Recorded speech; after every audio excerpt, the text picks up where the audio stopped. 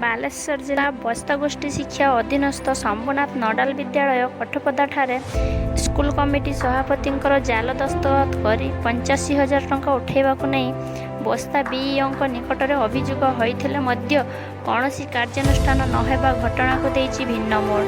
ସୂଚନା ଅନୁସାରେ ସ୍କୁଲରେ ଦାୟିତ୍ୱରେ ଥିବା ଭାରପ୍ରାପ୍ତ ପ୍ରଧାନ ଶିକ୍ଷକ ଗୌରାଙ୍ଗ ସିଂହଙ୍କ କାର୍ଯ୍ୟକଳାପରେ ପରିଚାଳନା କମିଟି ଅସନ୍ତୁଷ୍ଟ ଥିବାବେଳେ ତାଙ୍କର ବ୍ୟବହାରରେ ସମସ୍ତେ ଅତିଷ୍ଠ ହୋଇପଡ଼ିଛନ୍ତି। ଏପରିକି ଗତ ଡିସେମ୍ବର ଏବଂ ଫେବୃଆରୀ ମାସରେ କମିଟି ସଭାପତିଙ୍କର ଜାଲ ଦସ୍ତଖତ କରି 85,000 ଟଙ୍କା ଆତ୍ମସାତ କରିଥିବା ଜଣାପଡ଼ିବା ପରେ ଶିକ୍ଷକ ଜଣକ ଘଟଣାକୁ ଏଡ଼ାଇ ଚାଲିଛନ୍ତି।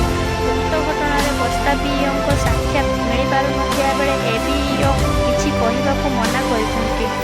ତେବେ ଜଣେ ଭାରପ୍ରାପ୍ତ ପ୍ରଧାନ ଶିକ୍ଷକଙ୍କ ମନଇଚ୍ଛା କାମକୁ ଗ୍ରାମବାସୀ ବିରୋଧ କରି ଆସୁଥିବା ଏବଂ ତାଙ୍କ ନାମରେ ଅଭିଯୋଗ ହୋଇ ଆସୁଥିଲେ ମଧ୍ୟ ଶିକ୍ଷା ପ୍ରଶାସନ ଏଥିପ୍ରତି ଗୁରୁତ୍ୱ ନ ଦେବା ଘଟଣାକୁ ଦେଇଛି ଭିନ୍ନ ମୋଡ଼।